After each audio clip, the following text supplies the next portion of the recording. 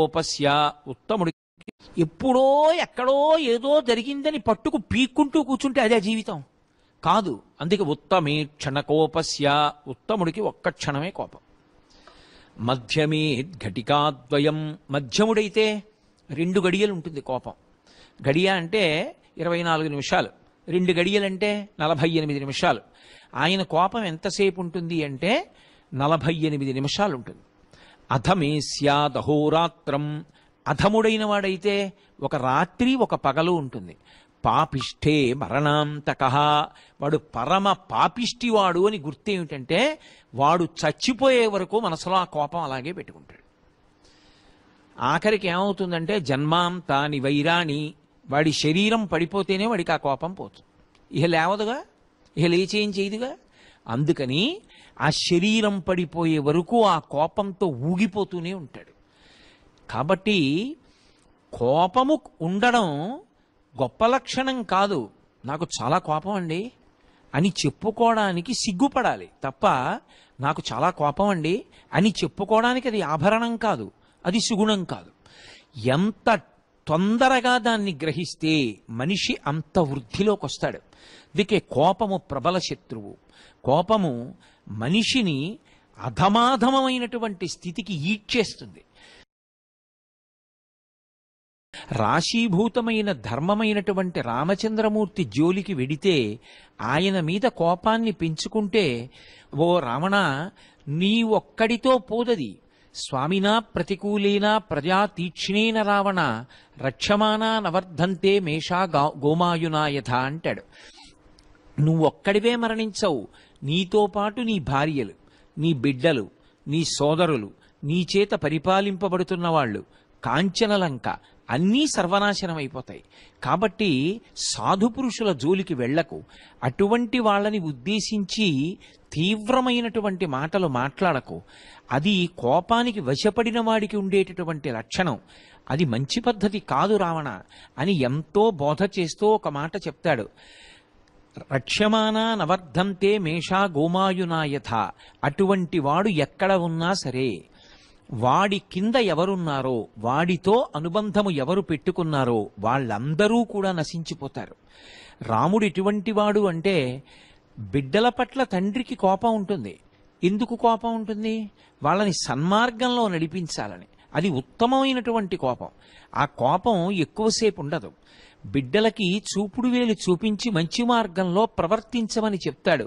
కోపం లోపల పరమ ప్రేమ ఉంటుంది తప్ప అది ఏదో శత్రు సంబంధమైనటువంటి కోపంతో ఉండడు. అందుకే రాముడి వెంట నడిచినటువంటి ప్రజలు గమ్యాన్ని చేరుతారు. నువ్వెటువంటి వాడివి? గొర్రెల వెనక ఒక తోడేలు కాపలాగా వెడితే బయట నుంచి శత్రువులు రావక్కర్లేదు, ఆ తోడేలే గొర్రెల్ని తినేస్తుంది. అపారమైనటువంటి క్రోధమునకు వశపడేటటువంటి లక్షణమున్నటువంటి ఓ రావణ, నీవు పరిపాలిస్తున్న కారణం చేత, నీకున్నటువంటి అవగుణముల చేత నువ్వొక్కడివే నశించవు. నీతో పాటుగా కాంచన లంక, నీ కుటుంబం, నీ ప్రజలు, నీ బిడ్డలు, నీ భార్యలు, నీ బంధువులు, నీ సోదరులు, చిట్ట చివరికి నీ 10 తలలు తెగి కింద పడిపోతాయి. ఆ స్థితి రాకుండా ఉండాలంటే సాధుపురుషుల జోలికి వెళ్లకు. సాధుపురుషుల జోలికి కూడా వెళ్ళి క్రోధంతో మాట్లాడవలసిన లక్షణం ఎందుకు వస్తుంది? కోపాన్ని నిగ్రహించుకునేటటువంటి స్వభావం లేకపోతే వస్తుంది. అందుకే క్రుద్ధ పాపం నకుర్యాత్కః క్రుద్ధో హన్యాద్గురూనపి క్రుద్ధ పరుషయావాచ నరం సాధు నదీక్షిపేత్. ఆ కోపానికి వశపడిపోయినటువంటి వాడి నోటి వెంట వచ్చినటువంటి మాట ఏది ఉంటుందో అది ఆయన కుటుంబాన్ని, ఆయనతో ఉన్న వాళ్ళని అందరినీ కట్టి కుడిపేస్తుంది. అందుకే మనిషికి ప్రబల శత్రువేది కోపమే. మరి ఆ కోపాన్ని పరిశీలించడం ఎలా? అవగుణాన్ని చెప్పి దాని మీద జాగ్రత్తగా ఉండు అని విడిచిపెట్టదు శాస్త్రం. ఆ కోపాన్ని ఎలా పరిశీలించుకోవాలో, కోపాన్ని ఎలా నిగ్రహించుకోవాలో చెప్పింది. ధన్యాస్తే పురుషశ్రేష్ఠాః ఏ బుద్ధ్యా కోపముద్ధితం నిరుంధంతి మహాత్మానో దీప్తమగ్ని వివాంభస అంది. ఒక చోట అగ్నిహోత్రం అంటుకుంది. అయ్యో చిన్నదేలే అగ్నిహోత్రం, ఏం చేస్తుందని ఊరుకుని తలుపు తాళం వేసుకుని వెళ్ళిపోయారనుకోండి, అది వ్యాపిస్తుంది. మళ్ళీ వచ్చేటప్పటికి అసలు ఇల్లే ఉండదు. అందుకే ఎప్పుడైనా సరే ఇక్కడ ఉండకూడనిది ఇది అన్న అగ్నిహోత్రం కనపడితే నీళ్లు తీసుకొచ్చి పోసేయాలి. పోసి అది చిన్నదైనా పెద్దదైనా అగ్నిని ఆర్పాలి తప్ప అగ్నిని ముద్దు చెయ్యరు. అందుకే రామరాయల వారు అంటాడు, ముదుసలి ఇంటి దీపమని ముద్దిడు మూర్ఖుడు కాడు అంటాడు. మా ఇంటి దీపం అండి ఎంతో ముద్దుగా ఉంటుందండి అని చెప్పి ముద్దు పెట్టుకుంటే మూతి కాలిపోతుంది. అగ్నిహోత్రం విషయంలో ఎంత పరాకుతో ఉంటామో, ఎంత జాగ్రత్తగా ఉంటామో, కోపం విషయంలో కూడా అంత జాగ్రత్తగా ఉండాలి. దీప్తమగ్ని వివాంభస, అగ్నిహోత్రం మీద నీళ్లు పోసినట్టుగా తన కోపాన్ని తాను పరిశీలించుకుని కోపం పైకి ఉద్భుతమవ్వకుండా దాన్ని ఎప్పటికప్పుడు అణిచిపెట్టాలి. అగ్నిహోత్రం మీద నీళ్లు పోసినట్టుగా తన కోపాన్ని తాను పరిశీలించుకుని కోపం పైకి ఉద్భుతమవ్వకుండా దాన్ని ఎప్పటికప్పుడు అణిచిపెట్టాలి. అలా అణిచిపెట్టకపోతే కోపధారి అయి ఎప్పుడూ కోపంతో ఉండేటటువంటి యజమాని ఇంట్లో ఉన్నాడనుకోండి, ఆ భార్యకి సంతోషం ఉండదు. ఎప్పుడూ ఏదో భయం భయంగా ఉంటూ ఉంటుంది. ఎక్కడ ఏ పొరపాటు దొల్లుతుందో, ఏ చిన్న తప్పు జరుగుతుందో, ఆ చిన్న తప్పుకు ఆయన ఎంత కేకలేసేస్తాడో, ఎంత క్రోధానికి వశపడిపోతాడో మీరు చూడండి. పాపం జీవితాంతం బతికున్న నాళ్లు భర్త సంతోషంగా తినాలని వండి పెడుతుంది. ఏదో ఒక్కరోజు ఆవిడ మనిషే, ఎక్కడో చిన్న పొరపాటు జరిగి కాస్త ఉప్పు తక్కువో ఎక్కువో అవుతుంది. అంత మాత్రం చేత కంచాలు విసిరేసి భార్యని పట్టు కొట్టేసి తిట్టేసి నానా రభస చెయ్యక్కర్లేదు. ఇంట్లో అంత కోపంతో ఉండేటటువంటి వ్యక్తి ఒక్కడున్నా చాలు. అది తండ్రి కావచ్చు, తల్లి కావచ్చు, బిడ్డలు కావచ్చు, తాత కావచ్చు. ఆ ఇంట్లో వాతావరణం భయంతోటి ఉద్విగ్నతతోటి ఉంటుంది. ఏమంటే ఏమొస్తుందో మాట్లాడడానికి భయపడతారు. ఆ వ్యక్తి కార్యాలయానికి వెళ్ళి కూర్చున్నాడు అనుకోండి, స్వతంత్రించి గభాలన ఏది మాట్లాడితే ఏమంటాడో, ఎట్నుంచి ఎటొస్తుందో, అటువంటి వ్యక్తులు అధికార పదవులలో కూర్చున్నారనుకోండి, కింద పనిచేసే వాళ్ళందరి జీవితాలు శాపగ్రస్తాలైపోతాయి. ఎందుచేత అంటే ఓ అధికారి దగ్గరికి వెళ్ళి మాట్లాడాలి అనేటప్పటికే అసలు ఆయన కింద పనిచేసే ఉద్యోగులకి కొంత బెరుకుంటుంది. ఏదో చాలా కష్టం వచ్చి చెప్పుకోవాలనుకుంటే తప్ప చాలా పై స్థాయిలో ఉండేటటువంటి అధికారిని తనంత తాను కలవాలని ఎవరూ కోరుకోరు అసలు. అటువంటిది కోరుకుని ఏదో కష్టం చెప్పుకోవడానికి లోపలికి ఎడుతున్నాడు అనుకోండి, ఆ లోపలికి ఉద్యోగిని రమ్మన్నప్పుడు ప్రసన్నమైన ముఖంతో చిరునవ్వుతో నువ్వు అతని సమస్య పరిష్కరించావా పరిష్కరించలేదా పక్కన పెట్టు, రావాయ్ కూర్చో, అతను నీ దగ్గర పనిచేస్తున్న వ్యక్తి, నీ సంస్థలో సభ్యుడు కాబట్టి నీ కుటుంబంలో ఒక సభ్యుడు లాంటివాడు, ఏమిటి నీ ఇబ్బంది, ఆ సమస్యని కనీసం విని ఇప్పుడు కుదరదులేవోయ్ కొంచెం కష్టం చేయడం, నేను సమయం వచ్చినప్పుడు ఉపకారం చేయడానికి ప్రయత్నం చేస్తాను, ప్రస్తుతానికి ఓర్చుకో అని ఒక్క మాట చెప్తే ఎంతో సంతోషంగా వెళ్ళిపోతాడు. అసలు లోపలికి వస్తున్నప్పుడే చిటపటలాడుతూ ముటముటలాడిపోతూ కోపగ్రస్తుడై కూర్చుని ఉన్నాడు అనుకోండి, రెండు ప్రమాదాలు వస్తాయి. చెప్పుదామనుకున్నవాడు చెప్పలేడు, ఏది ఏ మాట నోటి వెంట రాకూడదో కంగారులో పొరపాట్లో ఆ మాట వచ్చేస్తుంది. బయటికి వచ్చి హడిలిపోయి కొంతసేపు అసలు బాహ్య ప్రపంచంతో సంబంధం ఏర్పడక చెమట్లు పట్టేసి ఒళ్ళు తుడుచుకుని అసలు లోపల నేను ఏం మాట్లాడానంటారు అని అడుగుతాడు. ఆ స్థితి ఉండకూడదు. నువ్వు ఒక న్యాయవాదివా, ఒక అధికారివా, ఒక న్యాయమూర్తివా, ఒక కుటుంబ పెద్దవా, ఏ పదవిలో కూర్చున్నా అసలు మనిషికి మొదట ఉండవలసిన లక్షణం ఏది అంటే శాంతం. శాంతము లేక సౌఖ్యము లేదు సారసాదళ నయన అంటారు త్యాగరాజస్వామి. శాంతమనేటటువంటిది ఒక్కటి లేకపోతే మిగిలిన గుణాలు ఎన్ని ఉండనివ్వండి అవి ఏవీ రాణించవు. ఒక పాత్ర పెట్టి ఒక లేత అరిటాకు తీసుకొచ్చి వేసి దాంట్లో చక్కగా పప్పు వేసి నెయ్యి వేసి కూరలేసి పచ్చడేసి పులిహారేసి చక్కెర పొంగలేసి పెరుగు పెట్టి చారు పెట్టి పులుసు పెట్టి నెయ్యి వేసి అన్నీ వేసి చిట్ట చివరన ఆయన పరిశేచనం చేసే ముందు గాండ్రించి ఓ ఉమ్మేశారనుకోండి విస్తట్లో, ఇక అది ఎందుకైనా పనికొస్తుందా? ఆయన లేచిపోతాడు తినకుండా. అన్నీ పెట్టినా ఒక ఉమ్ము విస్తట్లో వేయడం ఎంత అసహ్యకరమైన విషయమో. మనిషి యందు ఎన్ని గుణాలున్నా కోపానికి చాలా త్వరగా వశపడిపోయేటటువంటి గుణం ఉండడం అంత ప్రమాదకరమైనటువంటి విషయం. అసలు జీవితము ఫలవంతము కాదు. అందుకే క్రోధాన్ని ఎప్పటికప్పుడు పరిశీలనం చేసుకుంటూ ఉండాలి. యస్యముత్పదితం క్రోధం క్షమయైవ నిరస్యతి యథోరగస్త్వచం జీర్ణాం సవై పురుషముచ్యతే. కోపాన్ని ఎలా పరిశీలించుకోవాలో శాస్త్రం చెప్పింది. నేను కోపానికి వశపడిపోతున్నాను, తన్నుకొచ్చేస్తోంది కోపం అంటే మనిషి ముఖం మారిపోతుంది, ఊపిరి వేగాన్ని పొందేస్తుంది, ఒళ్ళు ఉనికిపోతుంటుంది, నోటి వెంట వచ్చేటటువంటి మాట మీద అదుపు కోల్పోతాడు, వాక్యమునందు పారుష్యం వచ్చేస్తుంది, ఎవరితో మాట్లాడుతున్నానో మరిచిపోతాడు. అంటే మనిషి క్రమంగా పశుత్వంలోకి రాక్షసత్వంలోకి దిగిపోతాడు. అది ఎక్కడికి వెళ్ళిపోతుందో తెలియదు, దాని పర్యవసానం, దాని ముగింపు ఏమైపోతుందో తెలియదు. ఒకసారి పొరపాటు జరిగిపోయిన తరువాత, చేతులు కాలిపోయిన తర్వాత ఆకులు పట్టుకుంటే లాభం ఏమిటి? కారాగారాల్లో ఉన్న వాళ్ళందరూ జీవితాలు పాడు చేసేసుకుందామని, ఆ తప్పు చేసేస్తే ఎక్కడుండిపోయినా ఇక వాళ్ళ జీవితాలు సంతృప్తిగా ఉంటాయని అనుకున్న వాళ్ళని మీరు అనుకుంటే పొరపాటు. ఆ క్షణానికి వాళ్ళు ఎక్కడో తమ క్రోధాన్ని తాము నిగ్రహించుకోలేకపోయారు. ఆ కోపం విశేషంగా వచ్చి వశపడిపోయారు. ఆ ఉన్మాదంలో చెయ్యకూడనటువంటి నేరం ఏదో జరిగిపోయింది. దానికి శిక్ష చాలా కాలం కుటుంబాలకి దూరం అయిపోయి, తమ భార్య బిడ్డలు ఇంటి యజమాని లేక అలమటిస్తూ, బయటికి వెడితే సాంఘికమైనటువంటి గౌరవం లేకుండా ఎంతో బాధపడుతూ, లోపల ఉండి ఆయన ఎంత కుంగిపోతున్నాడో, బయట ఉండి వీళ్ళెంత కుంగిపోతున్నారో, అయ్యో ఒక్క తప్పు జీవితాన్ని కాల్చేసిందని ఎంత బాధపడుతున్నాడో. అందుకే కోపమనేటటువంటి దాన్ని ఎప్పుడు అణచాలో అప్పుడు అణచకపోతే, దానికి వశమైపోయినటువంటి వాడు ఆ తర్వాత జీవితాంతం విచారించినా ఇక ప్రయోజనం ఉండదు. అందుకే మనిషి అన్నిటికన్నా ప్రధానంగా పాటించవలసినది ఏది అంటే, క్రోధమునకు వశవర్తి కాకూడదు. ఏదైనా ఒక నిర్ణయం తీసుకునే ముందు పక్షపాతము, కోపము, ఈ రెండిటితో నిర్ణయాన్ని ఎప్పుడూ చేయకూడదు. నేను కోపంగా ఉన్నాను, ఈ విషయం నాకు కోపం కల్పించింది అన్నప్పుడు దాని మీద నిర్ణయం చేయకూడదు, దాన్ని విడిచిపెట్టేయాలి.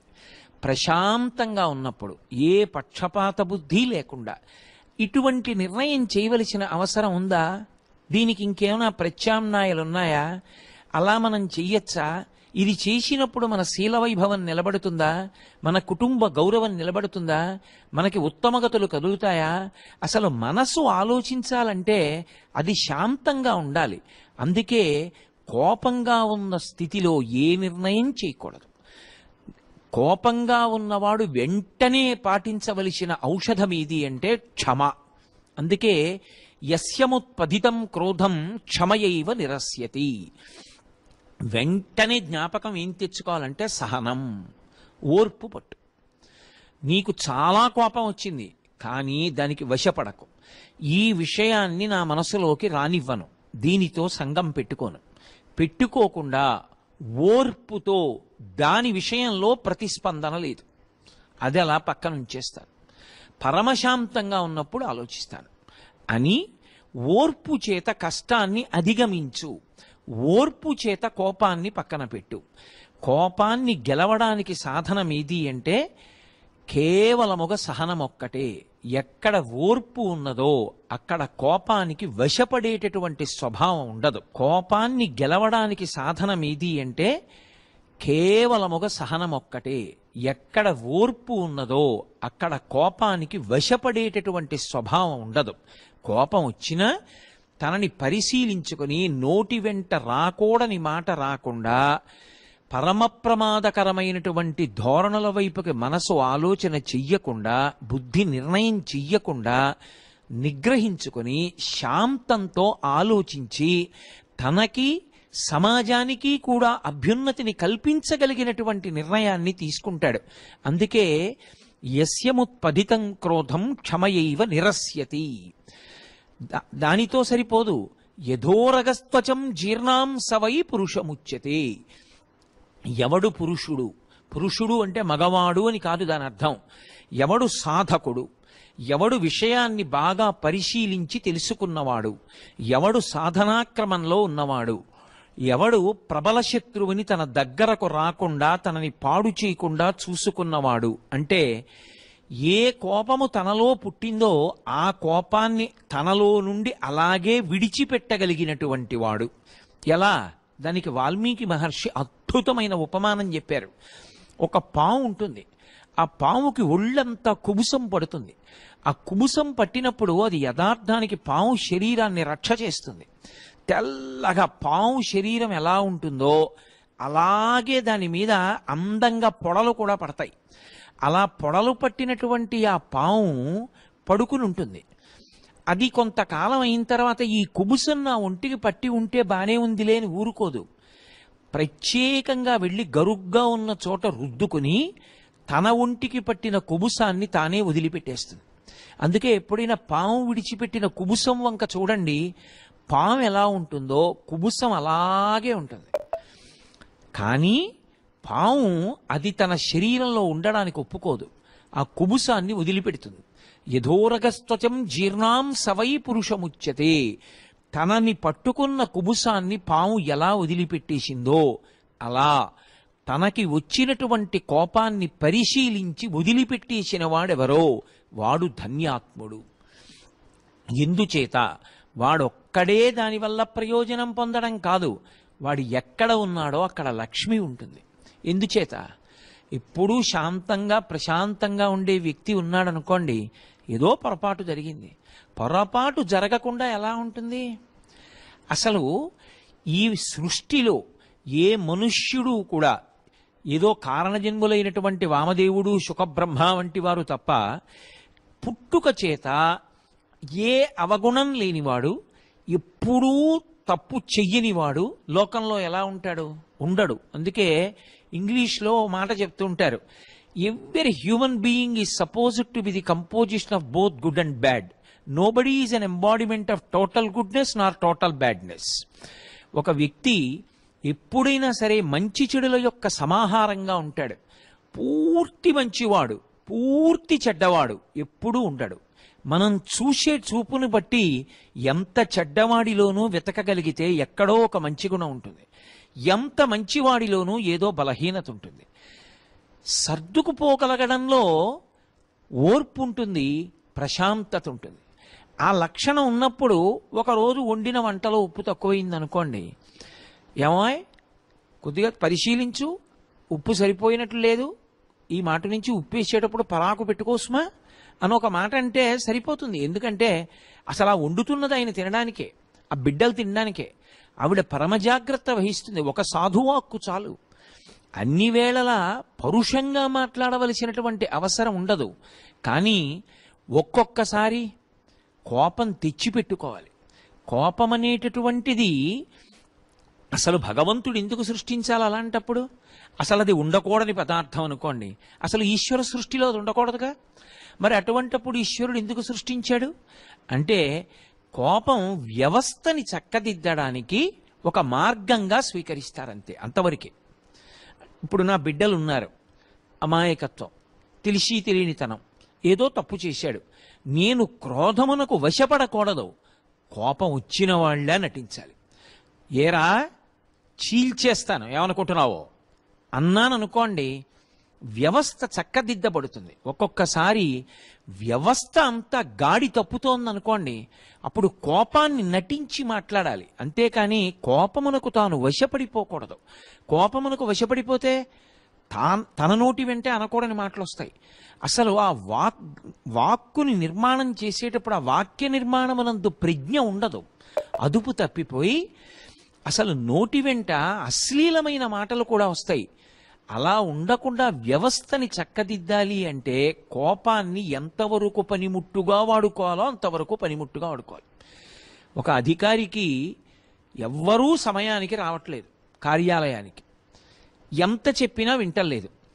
ఒక్కసారి బయటికి వచ్చి 11 అయింది, చాలా కుర్చీలు ఖాళీ ఉన్నాయి, తాను మధ్యలో నిలబడి లేచి రండి అనో, లేకపోతే తాను వెళ్ళి గేటు దగ్గర నించునో, 11 తర్వాత వస్తున్న వాళ్ళందరి వంక తీవ్రంగా చూసి, నేను ఎన్నో మార్లు చెప్పాను మీ పేర్లు వ్రాసుకుంటున్నాను, ఇది ఆఖరి పర్యాయం. మీరు దిద్దుకోకపోతే చాలా తీవ్రంగా ఉంటాయి, ఆ తర్వాత నా దగ్గరికి వచ్చి బతిమాలుకునే ప్రయోజనం లేదు అని ఇలా వేలు చూపించాడు అనుకోండి, వ్యవస్థ దిద్దబడుతుంది. ఆయన నిజంగా కోపానికి వశపడిపోయి అనుకుంటున్నారా? అలా అనాలి. ఎందుకని? వ్యవస్థని దిద్దాలి. ఒక అధికారి ఎందుకుంటాడంటే వ్యక్తిగత ప్రయోజనాల్ని, సంస్థ ప్రయోజనాల్ని సమ్మిళితం చేసి యువతల తన ఉద్యోగుల యొక్క వ్యక్తిగతమైన విషయాల పట్ల జాగరూకుడై ఉండాలి. ఆయన చూడకపోతే ఎవరు చూస్తారు? అలాగని సంస్థ యొక్క లక్ష్యాలు విడిచిపెట్టకూడదు. ఈ రెండిటిని సమన్వయం చేయడం అధికారి యొక్క గొప్పతనం. అక్కడుంటుంది అసలు ఆయన యొక్క నైపుణ్యం అంతా. కాబట్టి ఇప్పుడు ఎవరు వేళకి రావాలో వాళ్ళు వచ్చేట్టు చూడాలి. నిజంగా 6 నెలలు రోగగ్రస్తుడైపోయాడు, పాపం ఆయన రాలేడు, ఏ రిక్షాయో ఎక్కి రావాలి, అటువంటి వాడు కొంచెం ఆలస్యంగా వచ్చాడు, అప్పుడు ఆయనకి కూడా ఇలా అనక్కర్లేదు అంటే చాలు. ఎవరంటారు ఆయన్ని? ఈయన విషయంలో అలా ఎందుకన్నావు అని ఎవరంటారు? ఎవరు అనరు. అందుకే తాను కోపమునకు వశపడకూడదు, కోపాన్ని సాధనంగా మాత్రమే వాడాలి, వాడి వ్యవస్థని దిద్దాలి. అది ఒక ఉపకరణం కింద వాడుకున్నాను అనుకోండి, ఇక దాని అవసరం అయిపోయింది, తీసి పక్కన పెట్టేస్తాను. నేను నా కార్యాలయానికి వెళ్ళాను అనుకోండి, సాయంకాలం 5:30 వరకు నేను వ్రాసే పర్యంతము పెన్ను జేబులో పెట్టుకుంటాను, చేత్తో పట్టుకుంటాను. అయిపోయింది 5:30కి ఆఫీస్ విడిచిపెట్టి వచ్చేస్తున్నాను, మూత పెట్టేసి సరువులో పెట్టేసి తాళం వేసుకుని వచ్చేస్తాను. ఎందుకు ఇంకా నాకు? ఇంటికి వచ్చేసిన తర్వాత పెన్ అవసరం ఉంటే ఇంట్లో పెన్ను ఉంటుంది, మళ్ళీ ఇక జేబులో అక్కర్లేదు, పెట్టేసి వచ్చేస్తాను. ఆఫీస్కి ఏదో మోటార్ సైకిల్ మీద వెళ్ళాను, అయ్యో మోటార్ సైకిలా, నన్ను కార్యాలయానికి తీసుకొచ్చావు, పాప నిన్ను ఇలా వదిలేయడం ఏమిటి, నువ్వురా, నేను కూర్చునే కుర్చీ పక్కన నించో అని తీసుకెడతానా? అక్కడతో వదిలేస్తాను. మళ్ళీ ఇంటికి వెళ్ళేటప్పుడు దాని మీద కూర్చుంటాను. పనిముట్టయితే ఎంతవరకు వాడాలో అంతవరకు వాడతాం. అలాగే కోపము పనిముట్టు, కోపము ఎంతవరకు వాడాలో అంతవరకే వాడుకుంటారు పెద్దలు. అందుకే రామచంద్రమూర్తి యందు ఉన్న చాలా గొప్ప గుణంగా దేన్ని చెప్తారంటే, కోన్వస్మిన్ సంప్రదం లోకే గుణవాన్ కస్య వీర్యవాన్ ధర్మజ్ఞశ్చ కృతజ్ఞశ్చ సత్యవాక్యో దృఢవ్రతః చారిత్రేణ చ కో యుక్తః సర్వభూతేషు కోహితః విద్వాన్ కః కస్సమర్థశ్చ కస్యైక ప్రియదర్శనః ఆత్మవాన్ కో ద్యుతిమాన్ కో ననసూయకః కస్య బిభ్యతి దేవాశ్చ జాతరోషస్య సంయుగే. ఆయన కోపాన్ని తెచ్చిపెట్టుకుంటాడు, నిజంగా ఆయన క్రోధమునకు వశము కాడు. అలా వశము కాకుండా కేవలం కోపాన్ని తెచ్చిపెట్టుకుని కళ్ళు పెద్దవి చేసిలా చూశాడో అంతే, వ్యవస్థ చక్కబడిపోతుంది. అక్కడ వరకే కోపాన్ని వాడాలి. అమ్మ బాబోయ్ నాన్నగారికి కోపం వచ్చిందంటే అని బిడ్డలు సక్రమంగా ఉండాలి. అంతేకాని నాన్నగారు క్రోధానికి వశపడిపోయి బిడ్డల్ని కొట్టేసేటప్పుడు ఎక్కడ కొడుతున్నాడో ఎక్కడ కొట్టకూడదో కూడా చూడకుండా కొట్టేసి పిల్లవాడికి ఒక కన్ను పోయిన తర్వాత తండ్రి జీవితాంతం ఏడిస్తే ప్రయోజనం ఏముంటుంది? కాబట్టి ఎక్కడ వరకు కోపాన్ని వాడుకోవాలో అక్కడ వరకే కోపాన్ని వాడాలి తప్ప అంతక మించి వాడుకుంటే కోపానికి వశపడిపోతాడు. అందుకే సాధనా క్రమంలో ఎవరి కోపం ఎంతసేపు ఉంటుందో పరిశీలించుకోమంది శాస్త్రం. ఉత్తమే క్షణకోపస్య మధ్యమే ఘటికాద్వయం అధమే స్యాదహోరాత్రం పాపిష్ఠే మరణాంతకః. నీ కోపం ఎంతసేపు ఉంటోంది దాన్ని బట్టి నువ్వెవరు తెలిసిపోతుంది. సాధనా క్రమంలో ఎవరి కోపం ఎంతసేపు ఉంటుందో పరిశీలించుకోమంది శాస్త్రం. ఉత్తమే క్షణకోపస్య మధ్యమే ఘటికాద్వయం అధమే స్యాదహోరాత్రం పాపిష్ఠే మరణాంతకః. నీ కోపం ఎంతసేపు ఉంటోంది దాన్ని బట్టి నువ్వెవరు తెలిసిపోతుంది. ఉత్తమే క్షణకోపస్య, ఉత్తముడు అనడానికి గుర్తేమిటి? ఆయన కోపం ఒక్క క్షణమే, అప్పటికి కోపం అవతలవాడు దిద్దుకున్నాడు అంతే, పోయింది. ఇంకా ఎందుకు? ఎప్పుడో ఎక్కడో ఏదో జరిగిందని పట్టుకు పీక్కుంటూ కూర్చుంటే అదే జీవితం కాదు. అందుకే ఉత్తమే క్షణకోపస్య, ఉత్తముడికి ఒక్క క్షణమే కోపం. మధ్యమే ఘటికాద్వయం, మధ్యముడైతే 2 గడియలు ఉంటుంది కోపం. గడియ అంటే 24 నిమిషాలు, 2 గడియలంటే 48 నిమిషాలు. ఆయన కోపం ఎంతసేపు ఉంటుంది అంటే 48 నిమిషాలు ఉంటుంది. అధమే స్యాదహోరాత్రం, అధముడైన వాడైతే ఒక రాత్రి ఒక పగలు ఉంటుంది. పాపిష్ఠే మరణాంతక, వాడు పరమ పాపిష్టివాడు అని గుర్తేమిటంటే వాడు చచ్చిపోయే వరకు మనసులో ఆ కోపం అలాగే పెట్టుకుంటాడు. ఆఖరికి ఏమవుతుందంటే జన్మాంతాని వైరాణి, వాడి శరీరం పడిపోతేనే వాడికి ఆ కోపం పోతుంది. ఇహ లేవదుగా, ఇహ లేచేం చేయదుగా. అందుకని ఆ శరీరం పడిపోయే వరకు ఆ కోపంతో ఊగిపోతూనే ఉంటాడు. కాబట్టి కోపము ఉండడం గొప్ప లక్షణం కాదు. నాకు చాలా కోపం అండి అని చెప్పుకోవడానికి సిగ్గుపడాలి తప్ప, నాకు చాలా కోపం అండి అని చెప్పుకోవడానికి అది ఆభరణం కాదు, అది సుగుణం కాదు. ఎంత తొందరగా దాన్ని గ్రహిస్తే మనిషి అంత వృద్ధిలోకి వస్తాడు. అందుకే కోపము ప్రబల శత్రువు. కోపము మనిషిని అధమాధమైనటువంటి స్థితికి ఈడ్చేస్తుంది. ఎంత పైకి ఎక్కనివ్వండి, ఎప్పుడు జారిపోతుంది ఎవ్వరూ చెప్పలేరు. రామకృష్ణ పరమహంస ఒక కథ చెప్తుండేవారు. వెనకటికి ఒక ఉడుము ఒకటి బయట తిరుగుతోంది. పిల్లలు పట్టుకున్నారు ఆ ఉడుముని. పట్టుకుని ఆ ఉడుము తోకకి ఒక పెద్ద రాయి కట్టారు. ఇప్పుడు ఆ ఉడుము గోడెక్కుదామని ఇలా 4 అడుగులు వేసేది. తోకకి బరువు ఉంది, కింద పడిపోయేది.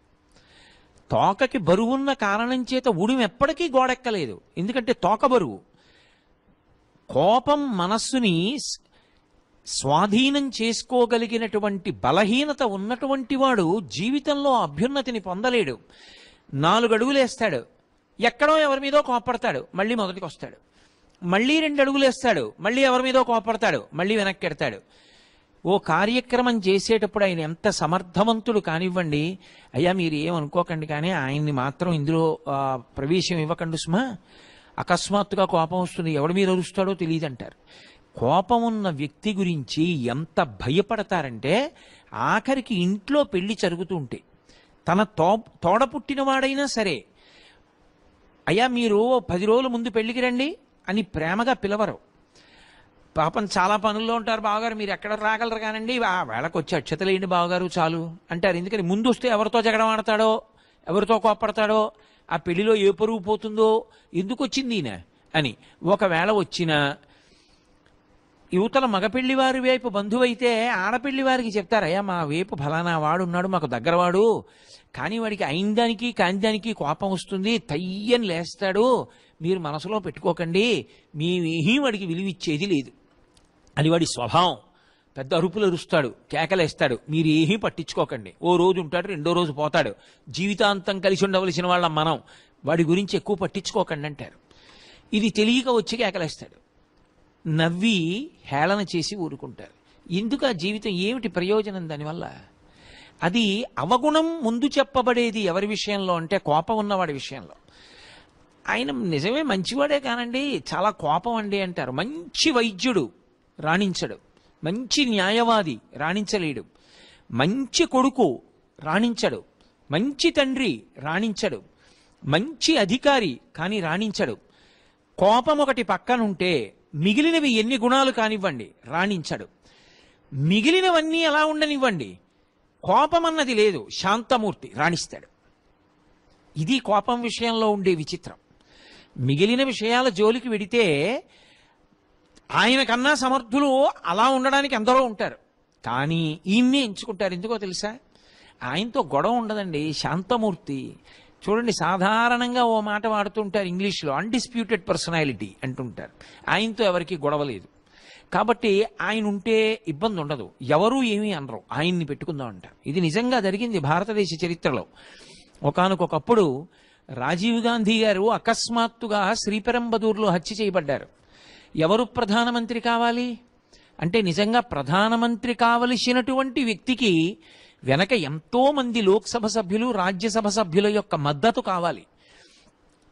పైగా రాజకీయంగా మంచి చాకచక్యం కావాలి, 10 మందిని తన వెంట తిప్పుకోగలిగినటువంటి సమర్థత కావాలి. ఇందులో పివి నరసింహారావు గారికి ఏమున్నాయి? పైగా అప్పటికి పివి నరసింహారావు గారు నిజంగా సన్యాసం తీసుకోవడానికి సిద్ధంగా ఉన్నారు. రాజకీయ సన్యాసం కాదు, నిజంగా సన్యాసం. కుర్తాలం పీఠానికి పీఠాధిపతిగా వెళ్ళిపోవడానికి, సన్యాసాశ్రమం తీసుకోవడానికి ఆయన సిద్ధంగా ఉన్నారు.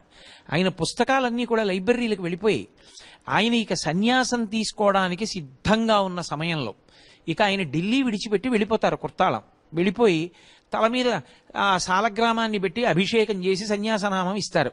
కాషాయం కట్టుకుని సన్యాసాశ్రమం తీసుకుని కుర్తాళం పీఠానికి వెళ్ళిపోవాలి ఆయన. ఆ సమయంలో ఉన్నారు, ఇక వెళ్ళిపోవడానికి సిద్ధంగా ఉన్నారు. అకస్మాత్తుగా రాజీవ్ గాంధీ గారు హత్య చేయబడ్డారు. ఎవరు ప్రధానమంత్రి కావాలి? పెద్ద చర్చ జరిగింది. ఎవరి పేరు చెప్పినా ఒకసారి అందులో కూర్చోపెడితే ఇక కదపడం సాధ్యం కాదు, అల్లుకుపోతాడు. దానికోసం ఆశపడుతున్న వాళ్ళు కొంతమంది ఉండకుండా ఎలా ఉంటారు? ఇక అక్కడ కూర్చోపెడితే కదపలేరు, పైగా మాట్లాడడం కష్టం. ఇంకా మంచి రాజకీయ చతురుడు. అందుకే అందరికీ నచ్చడానికి కారణం ఏమిటంటే పివి నరసింహారావు పరమశాంతమూర్తి. కోపం లేదు. ఎవరు వెళ్ళి ఏం చెప్పండి వింటారు, ప్రశాంతంగా ఉంటారు. ఎప్పుడూ ఎవరిని ఏ నిందావాక్యంతో ఇబ్బంది పెట్టరు, ఎవరితోటి పరిహాసం ఆడరు, పరమశాంతంగా ఉంటారు.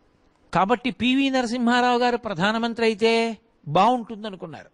ఈ దేశ రాజకీయ చరిత్రలో ఒక విచిత్రమైనటువంటి ఘట్టం ఆవిష్కృతమైంది.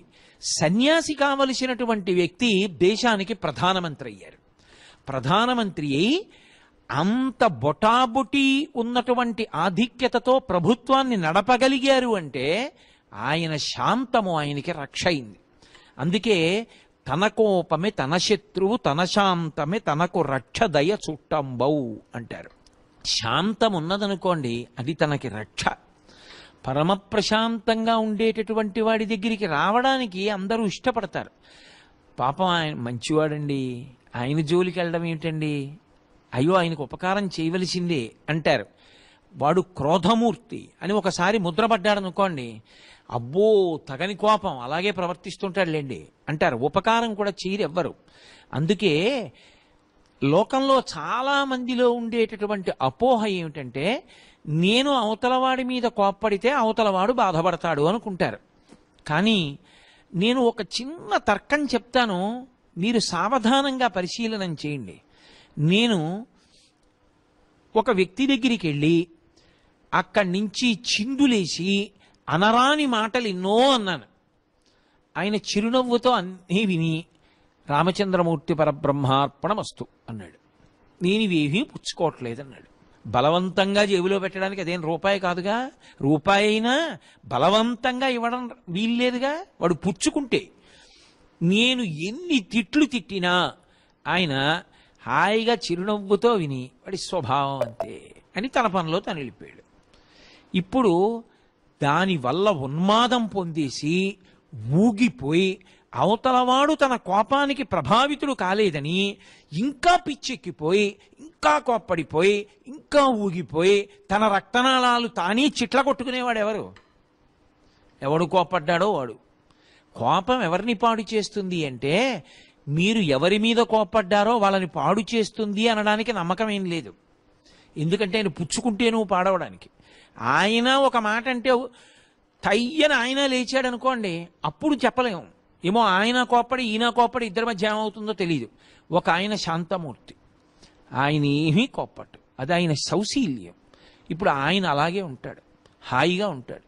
ఈశ్వరుడికి చెప్తాడు, ఈశ్వరా నన్ను రక్షించు అని అడుగుతాడు అంతే. కోప్పడినవాడు ఉన్మాదం వాడిది, అరుపులు వాడివి, కేకలు వాడివి, పెద్ద ఊపిరి గబగబా తీసేయడం వాడిది. ఆయుర్దాయం పరమేశ్వరుడు ఇచ్చినప్పుడు ఊపిరుల సంఖ్యలో ఇస్తాడు. కోపం వచ్చినప్పుడు ఊపిరి విపరీతమైన వేగంతో తీస్తారు. అంత వేగంతో ఊపిరులు తీస్తే అంత వేగంగా ఆయుర్దాయం క్షయమైపోతుంది. ఇప్పుడు ఎవరి జీవిత కాలాన్ని ఎవరు తగ్గించేసుకుంటున్నారు? ఎవడు కోపంతో ఉన్నాడో వాడు తన ఆయుర్దాయాన్ని తగ్గించుకుంటాడు. పైగా కోపానికి ఉన్న లక్షణం ఏమిటంటే, అది ఎవరి యందు కోపం ఉన్నదో వారినే బాధ పెడుతుంది. అందుకే మీరు చూడండి, మనకి సనాతన ధర్మంలో దేవతామూర్తులందరూ కూడా చేతిలో అంకుశం పట్టుకుంటారు. ఎందుచేత అంకుశం పట్టుకోవడం? అమ్మవారు అంకుశం పట్టుకుంటుంది. సాంకుశం వామభాగే పరమశివుడు పట్టుకుంటాడు, విఘ్నేశ్వరుడు పట్టుకుంటాడు. ఎందుకు అంకుశం? అంకుశం ఉపయోగించేది ఎవరి విషయంలో అంటే ఏనుగు విషయంలో ఉపయోగిస్తారు. ఏనుగు అన్ని ప్రాణులలోకి పెద్ద ప్రాణి ఏనుగు.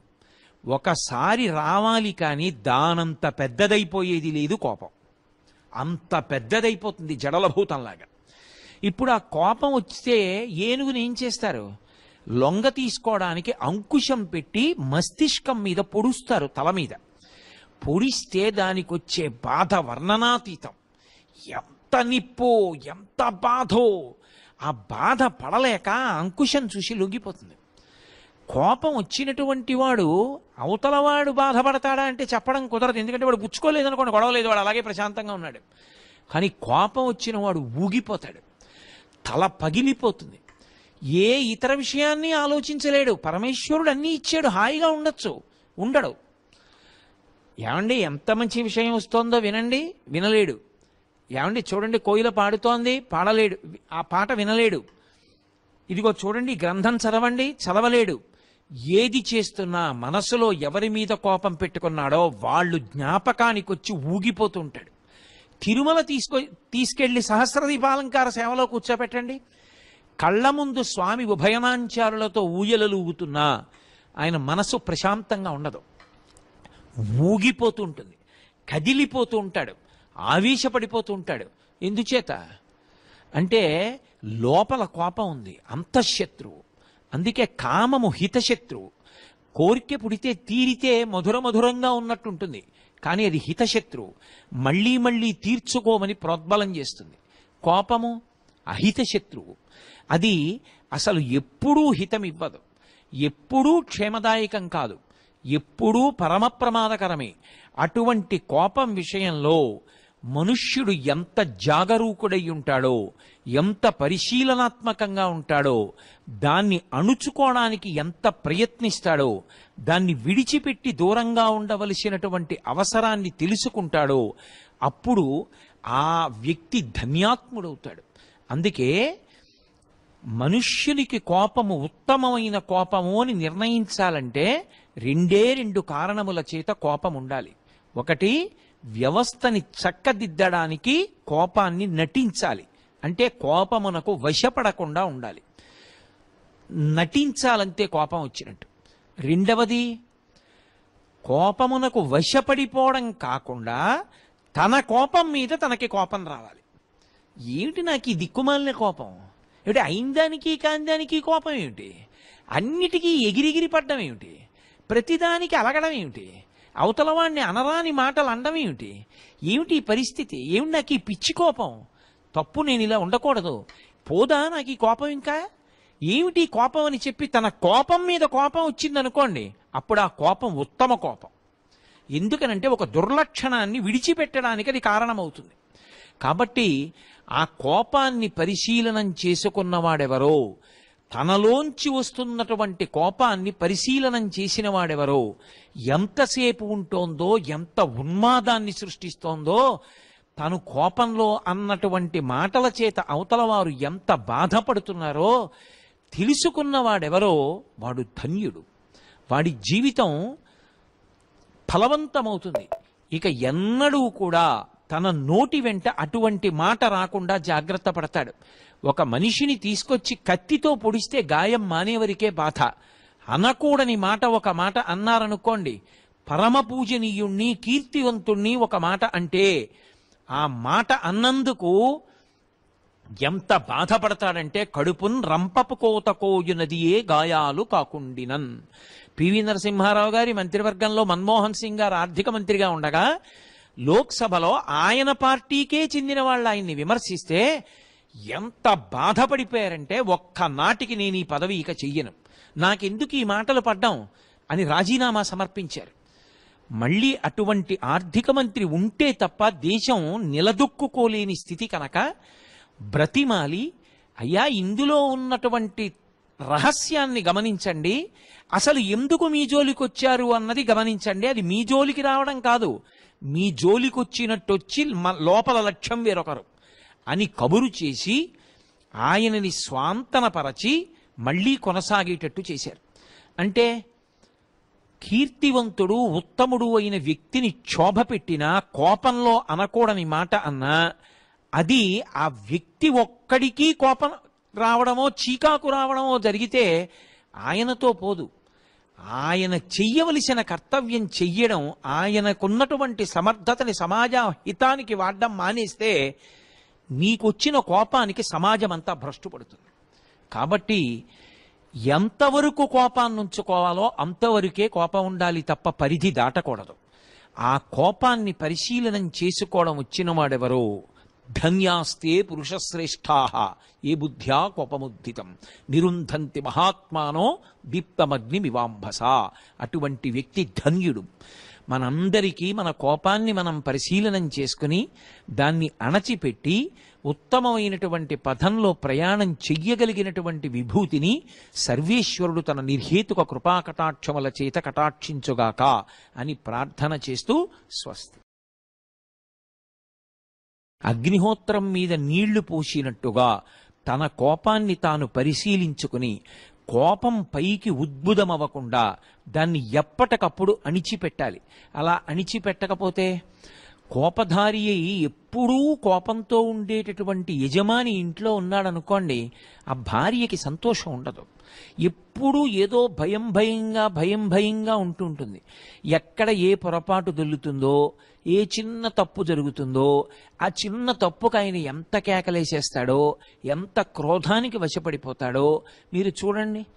పాపం జీవితాంతం బతికున్న నాళ్లు భర్త సంతోషంగా తినాలని వండి పెడుతుంది.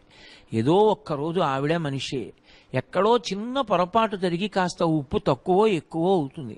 అంత మాత్రం చేత కంచాలు విసిరేసి భార్యని పట్టు కొట్టేసి తిట్టేసి నానా రభస చెయ్యక్కర్లేదు. ఇంట్లో అంత కోపంతో ఉండేటటువంటి వ్యక్తి ఒక్కడున్నా చాలు. అది తండ్రి కావచ్చు, తల్లి కావచ్చు, బిడ్డలు కావచ్చు, తాత కావచ్చు. ఆ ఇంట్లో వాతావరణం భయంతో ఉద్విగ్నతతోటి ఉంటుంది. ఏమంటే ఏమొస్తుందో మాట్లాడడానికి భయపడతారు. ఆ వ్యక్తి కార్యాలయానికి వెళ్ళి కూర్చున్నాడు అనుకోండి, స్వతంత్రించి గభాలన ఏది మాట్లాడితే ఏమంటాడో, ఎట్నుంచి ఎటొస్తుందో. అటువంటి వ్యక్తులు అధికార పదవులలో కూర్చున్నారనుకోండి, కింద పనిచేసే వాళ్ళందరి జీవితాలు శాపగ్రస్తాలైపోతాయి. ఎందుచేత అంటే ఓ అధికారి దగ్గరికి వెళ్ళి మాట్లాడాలి అనేటప్పటికే అసలు ఆయన కింద పనిచేసే ఉద్యోగులకి కొంత బెరుకుంటుంది. ఏదో చాలా కష్టం వచ్చి చెప్పుకోవాలనుకుంటే తప్ప చాలా పై స్థాయిలో ఉండేటటువంటి అధికారిని తనంత తాను కలవాలని ఎవరూ కోరుకోరు అసలు.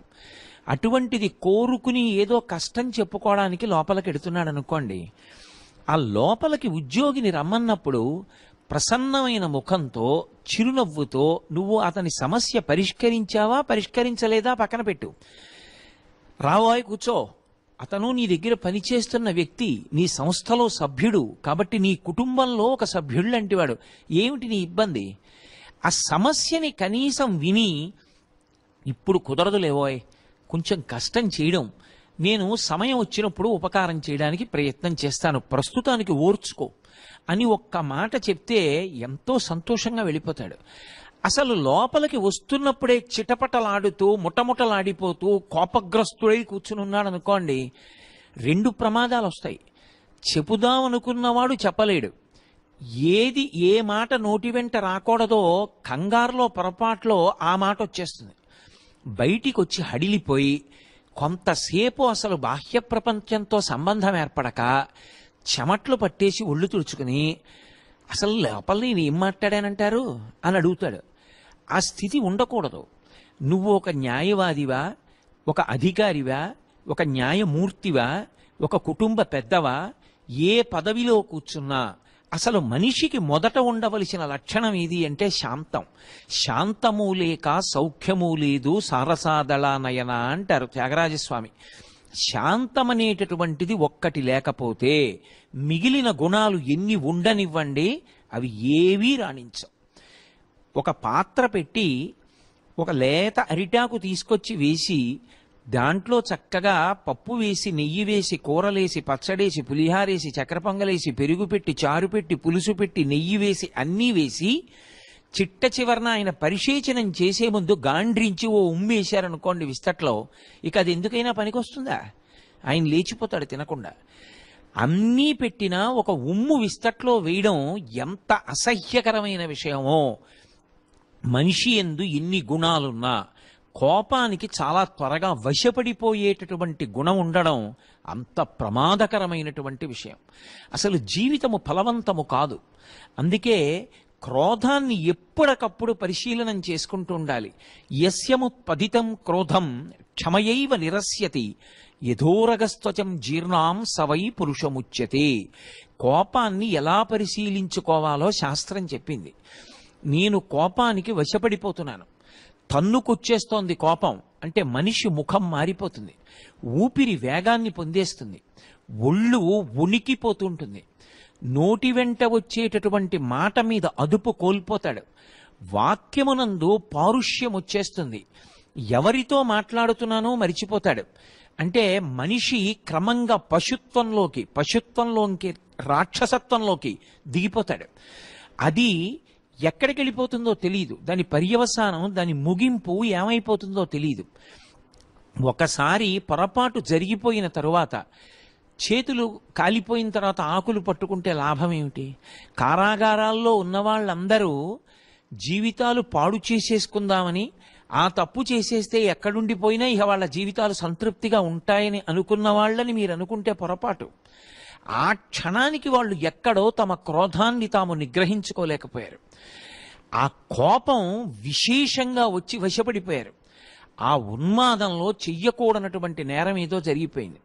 దానికి శిక్ష చాలా కాలం కుటుంబాలకి దూరమైపోయి, తమ భార్య బిడ్డలు ఇంటి యజమాని లేక అలమటిస్తూ, బయటికి వెడితే సాంఘికమైనటువంటి గౌరవం లేకుండా ఎంతో బాధపడుతూ, లోపల ఉండి ఆయన ఎంత కుంగిపోతున్నాడో, బయట ఉండి వీళ్ళెంత కుంగిపోతున్నారో, అయ్యో ఒక్క తప్పు జీవితాన్ని కాల్చేసిందని ఎంత బాధపడుతున్నాడో. అందుకే కోపమనేటటువంటి దాన్ని ఎప్పుడు అణచాలో అప్పుడు అణచకపోతే దానికి వశమైపోయినటువంటి వాడు ఆ తర్వాత జీవితాంతం విచారించినా ఇక ప్రయోజనం ఉండదు. అందుకే మనిషి అన్నిటికన్నా ప్రధానంగా పాటించవలసినది ఏది అంటే, క్రోధమునకు వశవర్తి కాకూడదు. ఏదైనా ఒక నిర్ణయం తీసుకునే ముందు పక్షపాతము, కోపము, ఈ రెండిటితో నిర్ణయాన్ని ఎప్పుడూ చేయకూడదు. నేను కోపంగా ఉన్నాను, ఈ విషయం నాకు కోపం కల్పించింది అన్నప్పుడు దాని మీద నిర్ణయం చేయకూడదు, దాన్ని విడిచిపెట్టేయాలి. ప్రశాంతంగా ఉన్నప్పుడు, ఏ పక్షపాత బుద్ధి లేకుండా ఇటువంటి నిర్ణయం చేయవలసిన అవసరం ఉందా? దీనికి ఇంకేమైనా ప్రత్యామ్నాయాలు ఉన్నాయా? అలా మనం చెయ్యొచ్చా? ఇది చేసినప్పుడు మన శీల వైభవం నిలబడుతుందా? మన కుటుంబ గౌరవం నిలబడుతుందా? మనకి ఉత్తమగతులు కదులుతాయా? అసలు మనసు ఆలోచించాలంటే అది శాంతంగా ఉండాలి. అందుకే కోపంగా ఉన్న స్థితిలో ఏ నిర్ణయం చేయకూడదు. కోపంగా ఉన్నవాడు వెంటనే పాటించవలసిన ఔషధం ఏది అంటే క్షమ. అందుకే యస్యముత్పదితం క్రోధం క్షమయైవ నిరస్యతి. వెంటనే జ్ఞాపకం ఏం తెచ్చుకోవాలంటే సహనం, ఓర్పు పట్టు. నీకు చాలా కోపం వచ్చింది, కానీ దానికి వశపడకు. ఈ విషయాన్ని నా మనసులోకి రానివ్వను, దీనితో సంగం పెట్టుకోకుండా ఓర్పుతో దాని విషయంలో ప్రతిస్పందన లేదు, అది అలా పక్కన ఉంచేస్తాను, పరమశాంతంగా ఉన్నప్పుడు ఆలోచిస్తాను అని ఓర్పు చేత కష్టాన్ని అధిగమించు. ఓర్పు చేత కోపాన్ని పక్కన పెట్టు. కోపాన్ని గెలవడానికి సాధనం ఏది అంటే కేవలముగా సహనం ఒక్కటే. ఎక్కడ ఓర్పు ఉన్నదో అక్కడ కోపానికి వశపడేటటువంటి స్వభావం ఉండదు. కోపాన్ని గెలవడానికి సాధనం ఏది అంటే కేవలముగా సహనం ఒక్కటే. ఎక్కడ ఓర్పు ఉన్నదో అక్కడ కోపానికి వశపడేటటువంటి స్వభావం ఉండదు. కోపం వచ్చినా తనని పరిశీలించుకుని నోటి వెంట రాకూడని మాట రాకుండా, పరమ ప్రమాదకరమైనటువంటి ధోరణుల వైపుకి మనసు ఆలోచన చెయ్యకుండా, బుద్ధి నిర్ణయం చెయ్యకుండా నిగ్రహించుకొని శాంతంతో ఆలోచించి తనకి సమాజానికి కూడా అభ్యున్నతిని కల్పించగలిగినటువంటి నిర్ణయాన్ని తీసుకుంటాడు. అందుకే యస్యముత్పదితం క్రోధం క్షమయైవ నిరస్యతి. దానితో సరిపోదు. యథోరగస్త్వచం జీర్ణాం సవై పురుషముచ్యతే. ఎవడు పురుషుడు? పురుషుడు అంటే మగవాడు అని కాదు దాని అర్థం. ఎవడు సాధకుడు, ఎవడు విషయాన్ని బాగా పరిశీలించి తెలుసుకున్నవాడు, ఎవడు సాధనాక్రమంలో ఉన్నవాడు, ఎవడు ప్రబల శత్రువుని తన దగ్గరకు రాకుండా తనని పాడు చేయకుండా చూసుకున్నవాడు, అంటే ఏ కోపము తనలో పుట్టిందో ఆ కోపాన్ని తనలో నుండి అలాగే విడిచిపెట్టగలిగినటువంటి వాడు. ఎలా? దానికి వాల్మీకి మహర్షి అద్భుతమైన ఉపమానం చెప్పారు. ఒక పాము ఉంటుంది, ఆ పాముకి ఒళ్ళంతా కుబుసం పడుతుంది. ఆ కుబుసం పట్టినప్పుడు అది యథార్థానికి పాము శరీరాన్ని రక్ష చేస్తుంది. తెల్లగా పాము శరీరం ఎలా ఉంటుందో అలాగే దాని మీద అందంగా పొడలు కూడా పడతాయి. అలా పొడలు పట్టినటువంటి ఆ పాము పడుకుని ఉంటుంది. అది కొంతకాలం అయిన తర్వాత ఈ కుబుసం నా ఒంటికి పట్టి ఉంటే బానే ఉంది లేని ఊరుకోదు. ప్రత్యేకంగా వెళ్ళి గరుగ్గా ఉన్న చోట రుద్దుకుని తన ఒంటికి పట్టిన కుబుసాన్ని తానే వదిలిపెట్టేస్తుంది. అందుకే ఎప్పుడైనా పాము విడిచిపెట్టిన కుబుసం వంక చూడండి, పాము ఎలా ఉంటుందో కుబుసం అలాగే ఉంటుంది. కానీ పాము అది తన శరీరంలో ఉండడానికి ఒప్పుకోదు, ఆ కుబుసాన్ని వదిలిపెడుతుంది. యథోరగస్త్వచం జీర్ణాం సవై పురుషముచ్యతే. తనని పట్టుకున్న కుబుసాన్ని పాము ఎలా వదిలిపెట్టేసిందో అలా తనకి వచ్చినటువంటి కోపాన్ని పరిశీలించి వదిలిపెట్టేసిన వాడెవరో వాడు ధన్యాత్ముడు. ఎందుచేత వాడొక్కడే దానివల్ల ప్రయోజనం పొందడం కాదు, వాడు ఎక్కడ ఉన్నాడో అక్కడ లక్ష్మి ఉంటుంది. ఎందుచేత ఎప్పుడూ శాంతంగా ప్రశాంతంగా ఉండే వ్యక్తి ఉన్నాడనుకోండి, ఏదో పొరపాటు జరిగింది, పొరపాటు జరగకుండా ఎలా ఉంటుంది? అసలు ఈ సృష్టిలో ఏ మనుష్యుడు కూడా ఏదో కారణజన్ములైనటువంటి వామదేవుడు శుకబ్రహ్మ వంటి వారు తప్ప పుట్టుక చేత ఏ అవగుణం లేనివాడు, ఎప్పుడూ తప్పు చెయ్యనివాడు లోకంలో ఎలా ఉంటాడు? ఉండడు. అందుకే ఇంగ్లీష్లో మాట చెప్తుంటారు, every human being is supposed to be the composition of both good and bad. Nobody is an embodiment of total goodness Nar total badness. ఒక వ్యక్తి ఎప్పుడైనా సరే మంచి చెడుల యొక్క సమాహారంగా ఉంటాడు. పూర్తి మంచివాడు పూర్తి చెడ్డవాడు ఎప్పుడూ ఉండడు. మనం చూసే చూపును బట్టి ఎంత చెడ్డవాడిలోనూ వెతకగలిగితే ఎక్కడో ఒక మంచి గుణం ఉంటుంది, ఎంత మంచివాడిలోనూ ఏదో బలహీనత ఉంటుంది. సర్దుకుపోగలగడంలో ఓర్పు ఉంటుంది, ప్రశాంతత ఉంటుంది. ఆ లక్షణం ఉన్నప్పుడు ఒకరోజు వండిన వంటలో ఉప్పు తక్కువైంది అనుకోండి, ఏమాయ్ కొద్దిగా పరిశీలించు, ఉప్పు సరిపోయినట్లు లేదు, ఈ మాట నుంచి ఉప్పు వేసేటప్పుడు పరాకు పెట్టుకోసమా అని ఒక మాట అంటే సరిపోతుంది. ఎందుకంటే అసలు ఆ వండుతున్నది ఆయన తినడానికే, ఆ బిడ్డలు తినడానికే. ఆవిడ పరమజాగ్రత్త వహిస్తుంది. ఒక సాధువాక్కు చాలు. అన్ని వేళలా పరుషంగా మాట్లాడవలసినటువంటి అవసరం ఉండదు. కానీ ఒక్కొక్కసారి కోపం తెచ్చిపెట్టుకోవాలి. కోపం అనేటటువంటిది అసలు భగవంతుడు ఎందుకు సృష్టించాలి? అలాంటప్పుడు అసలు అది ఉండకూడని పదార్థం అనుకోండి, అసలు ఈశ్వర సృష్టిలో అది ఉండకూడదుగా. మరి అటువంటప్పుడు ఈశ్వరుడు ఎందుకు సృష్టించాడు అంటే కోపం వ్యవస్థని చక్కదిద్దడానికి ఒక మార్గంగా స్వీకరిస్తారంతే, అంతవరకే. ఇప్పుడు నా బిడ్డలు ఉన్నారు, అమాయకత్వం, తెలిసి తెలియనితనం, ఏదో తప్పు చేశాడు, నేను క్రోధమునకు వశపడకూడదు, కోపం వచ్చిన వాళ్ళ నటించాలి.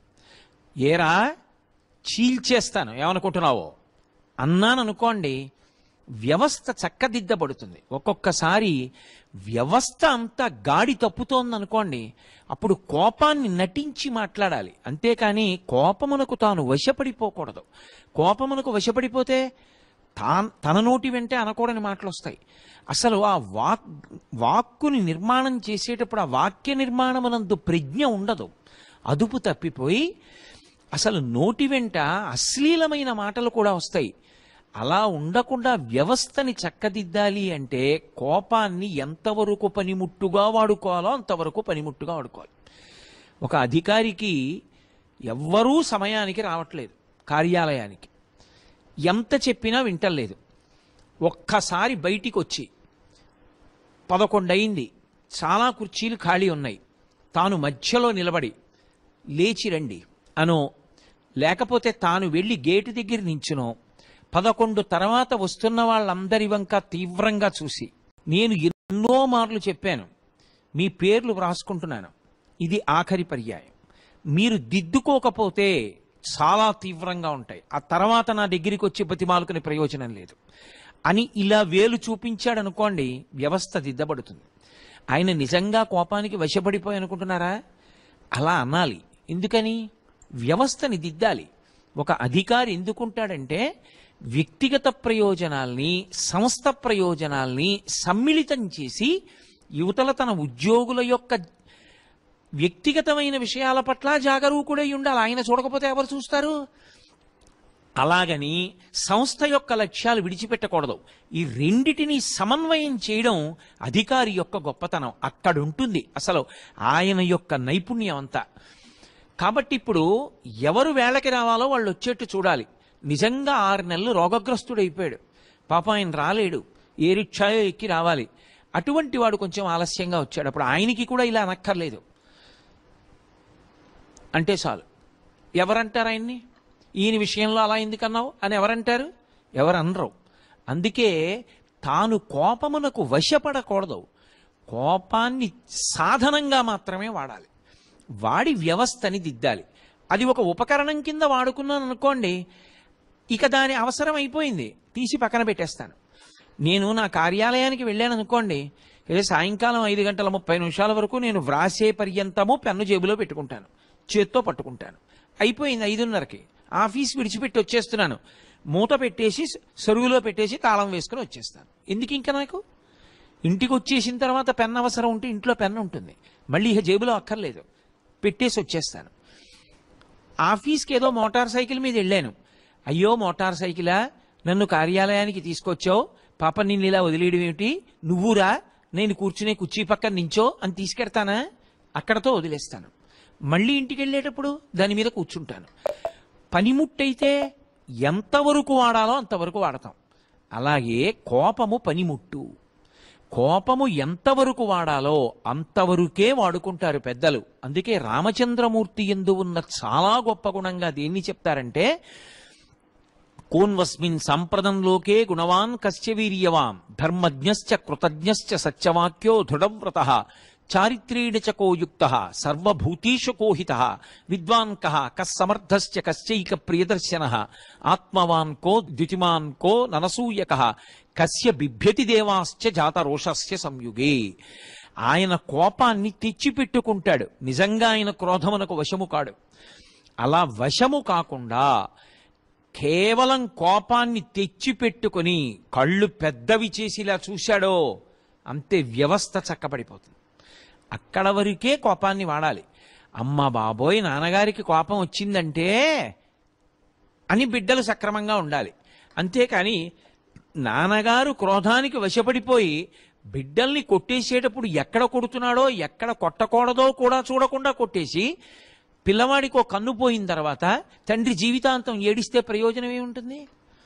కాబట్టి ఎక్కడ వరకు కోపాన్ని వాడుకోవాలో అక్కడ వరకే కోపాన్ని వాడాలి తప్ప అంతక మించి వాడుకుంటే కోపానికి వశపడిపోతాడు. అందుకే సాధనా క్రమంలో ఎవరి కోపం ఎంతసేపు ఉంటుందో పరిశీలించుకోమంది శాస్త్రం. ఉత్తమే క్షణకోపస్య మధ్యమే ఘటికాద్వయం అధమే స్యాదహోరాత్రం పాపిష్ఠే మరణాంతకః.